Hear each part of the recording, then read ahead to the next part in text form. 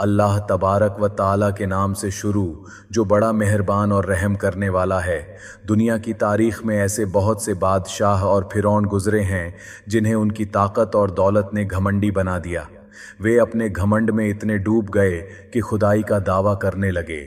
इसके बावजूद अल्लाह तबारक व ताला ने इनकी ओर कई अंबिया भेजे जिन्होंने उन्हें हिदायत की राह दिखाई। लेकिन जब इन लोगों ने हिदायत को ठुकरा दिया और काबिले हिदायत न रहे तो अल्लाह तबारक व ताला ने इन्हें सबक सिखाया और पूरी तरह से तबाह कर दिया, यहाँ तक कि उनके नामो निशान तक मिटा दिए। अल्लाह तबारक व ताला ने इन झूठे खुदाई के दावेदारों को ऐसी सज़ा दी जिसे देखकर आज भी लोग इबरत हासिल करते हैं। प्यारे दोस्तों, खुदाई का दावा करने वालों में से एक बदनसीब शद्दाद भी था जिसने अल्लाह तबारक व ताला की वहदानियत को चुनौती दी और सरकश हो गया। शद्दाद कौन था? उसने किस तरह अल्लाह तबारक व ताला की नाफरमानी की और खुदाई का दावा किया, और किस तरह उसने इस दुनिया में अपनी जन्नत तैयार की। उसकी बनाई जन्नत कितने सालों में तैयार हुई, और फिर अल्लाह तबारक व ताला ने इस बदनसीब का क्या अंजाम किया। इन सभी सवालों के जवाब हम आज की इस वीडियो में हदीस की रोशनी में बताएंगे। इसलिए आपसे गुजारिश है कि इस वीडियो को अंत तक ज़रूर देखें। प्यारे दोस्तों, शद्दाद उस कौम की नस्ल में से था जो दुनिया की सबसे ताकतवर कौम मानी जाती थी, जिसे कौम आद कहा जाता है। अल्लाह तबारक व ताला ने इस कौम को ऐसी ताकत और शान से नवाजा था जो न पहले किसी कौम को मिली थी और ना ही बाद में किसी को मिली। कौम आद के पास बेशुमार दौलत, जानवर और पीने का मीठा पानी था, लेकिन समय के साथ यह कौम घमंडी और बददीन हो गई। अल्लाह तबारक व ताला ने इनकी हिदायत के लिए हज़रत हूद अलैहिस्सलाम को भेजा, लेकिन ये लोग अपनी सरकशी पर अड़े रहे।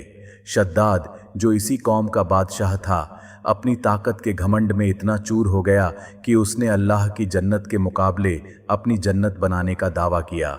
उसने अपनी सल्तनत के सबसे बेहतरीन कारीगरों को इकट्ठा किया और एक जन्नत बनाने का काम शुरू किया। इस जन्नत को सोने चांदी से सजाया गया। इसमें शहद, दूध और पानी की नहरें बहाई गईं और दुनिया भर के खूबसूरत पौधे और फूल लगाए गए।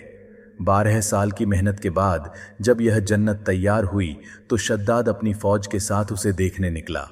जब वह अपनी जन्नत के दरवाजे पर पहुंचा तो उसने अपने सामने एक शख्स को खड़ा देखा। शद्दाद ने तुरंत पहचान लिया कि यह मलकुल मौत अजराइल अलैहिस्सलाम हैं, जो उसकी रूह कब्ज़ करने आए हैं।